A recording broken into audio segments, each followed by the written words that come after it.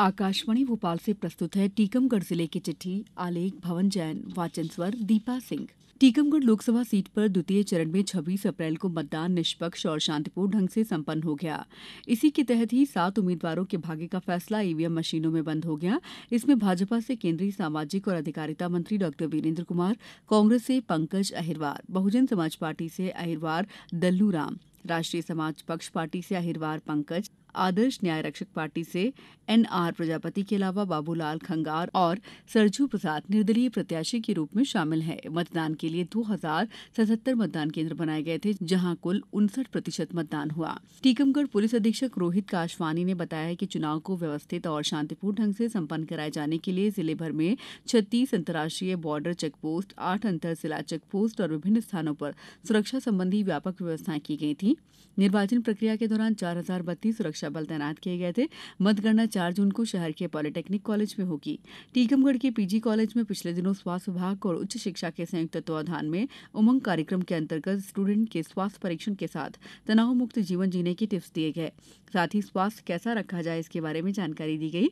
शिविर में 150 से अधिक स्वास्थ्य परीक्षण किए गए। टीकमगढ़ कृषि विज्ञान केंद्र के वैज्ञानिकों ने जिले के किसानों को गेहूं की नरवाई जलाने में भूमि और पर्यावरण पर पड़ने वाले दुष्परिणामों के बारे में जानकारी दी।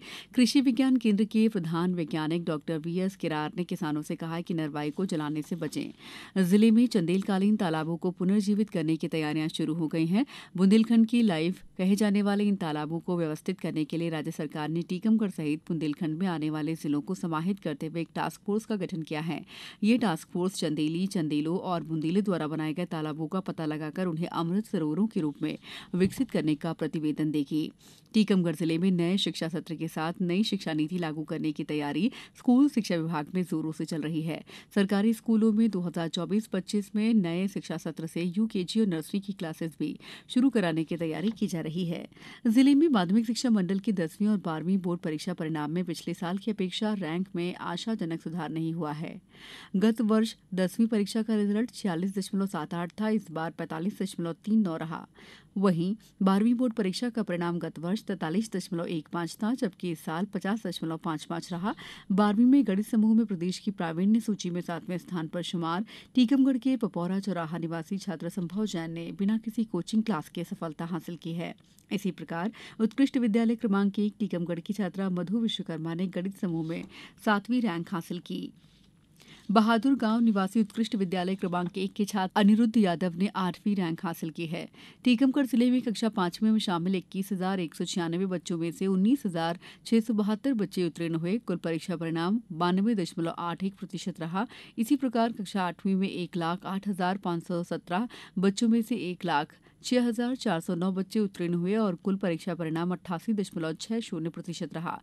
प्रदेश में जिले की रैंक 32वीं रही। टीकमगढ़ में राष्ट्रीय विधिक सेवा प्राधिकरण निर्देशानुसार 11 मई को नेशनल लोक अदालत का आयोजन किया जाएगा।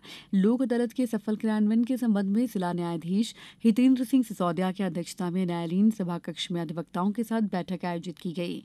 टीकमगढ़ रेलवे स्टेशन का विकास कार्य कराए जा रहे हैं, जिसमें स्टेशन प्लेटफॉर्म नंबर 2 भी तैयार कराया जा रहा है। इस पर आने वाले के लिए फुट ओवरब्रिज बनाया जा रहा है, जिसकी जून माह से सौगात मिलने की संभावना है।